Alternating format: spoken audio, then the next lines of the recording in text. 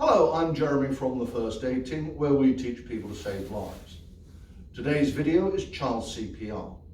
We've conducted our primary survey, we've organised an ambulance, and we're now ready to perform CPR.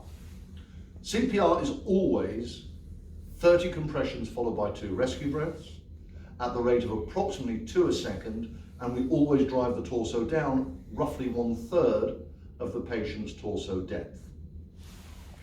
With children, we need to start the process with 5 initial rescue breaths. Now, it is not uncommon for casualties to vomit during the resuscitation process. There might be issues of personal hygiene. So if you don't have a face shield, which you will find in most first aid kits, then it's your decision as whether or not you do those rescue breaths. Ripping the sachet open, pull the barrier out, the face shield, and it's a simple plastic sheet with a filter on it.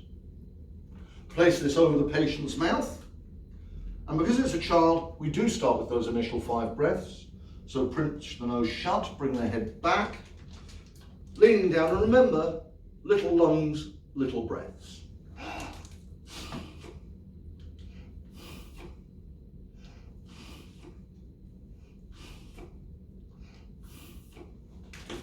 Then using one hand, center chest, midway between the breasts and in line with the nipples. I suggest you balance yourself with your other hand, and then we start. Nice and regular, approximately 2 a second.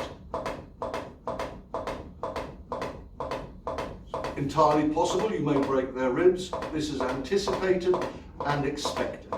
It is not an objective. Having delivered approximately 30 compressions, we now do 2 breaths. Again, bring the head back, nose covered, and then straight back in, and feel free to swap hands. And we need it in one smooth, continuous process.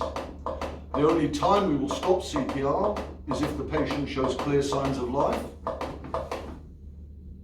The ambulance service arrive and tell us to stop, or we are so exhausted we can no longer continue.